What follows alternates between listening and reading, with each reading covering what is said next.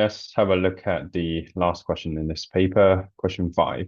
So this is a projectile question. Let's have a look. A small ball is projected with speed u meter per second from a point O at the top of a vertical cliff. So they already label here u meter per second.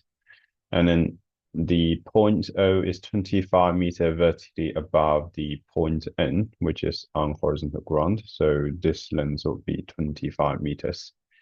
And the ball is projected at an angle of 45 degrees above the horizontal. So immediately we should resolve it, one in the horizontal direction, another one in the vertical direction.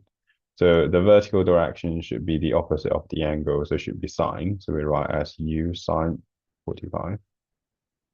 And then the horizontal is adjacent, so that should be u cos 45 degrees. And then the ball hits the ground at a point A, where AN is 100 meters, as shown in figure 2. The motion of the ball is modeled as that of a particle moving freely under gravity. So use this initial model, show that U is equal to 28. Okay, let's treat them separately. So first we look at the horizontal direction. So for horizontal direction, we know the initial velocity is just u cos 45 degrees. And then, because it's horizontal direction, the velocity never changes. So acceleration is equal to 0. So A is equal to 0. And then S is just equal to 100 meters. And then T, we don't know. And then that's everything we need for the horizontal direction. And then for the vertical direction, we know the initial velocity is equal to u of sine 45 degrees. And then acceleration should be negative 9.8 meter per second square, because the initial direction is go upwards, so which means it's against the gravity. So if it's against the gravity, so it should be negative. And then S should be negative 25 meters. So again, the initial direction is going upwards, but the final position is the other direction. So it has to be negative as before. So it's negative 25 meters.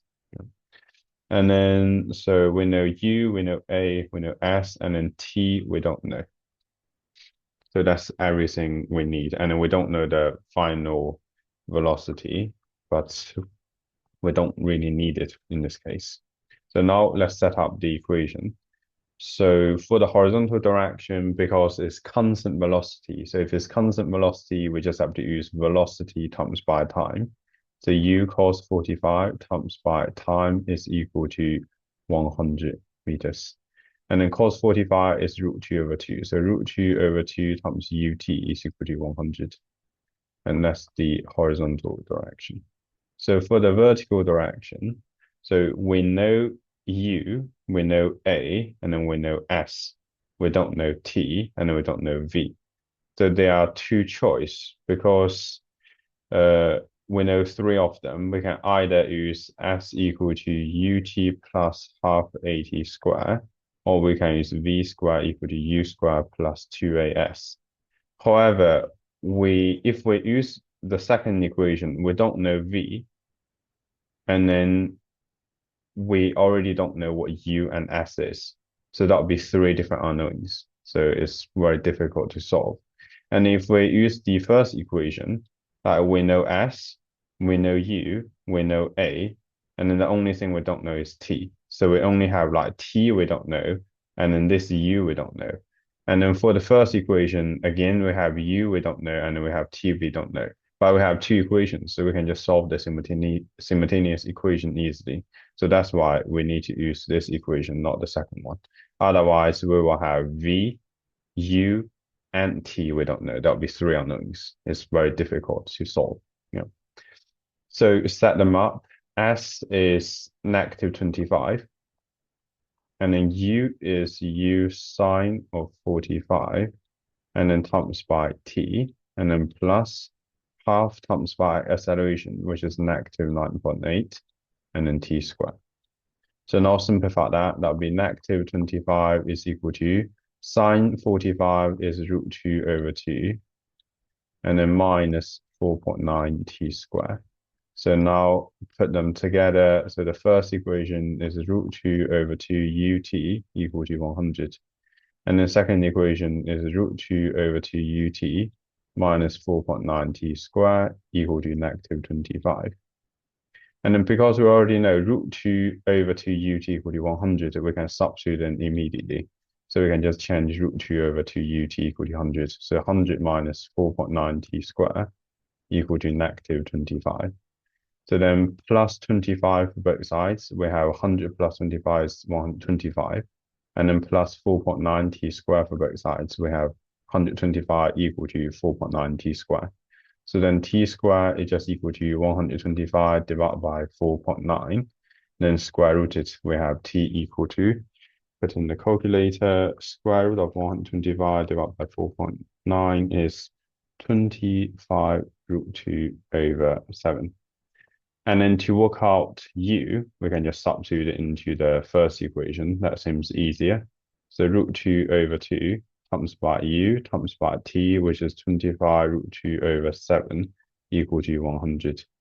So multiply them out, 25√2 over 7 times by √2 over 2, which will give us just 25 over 7. So 25 over 7 u equal to 100.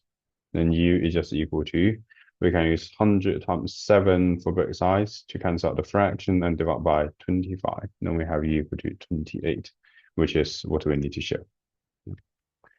And then part B. So part B, we need to find the greatest height of the ball above the horizontal ground NA. So if they're talking about the greatest height, we need to use the vertical direction. So because the horizontal direction is not about the height.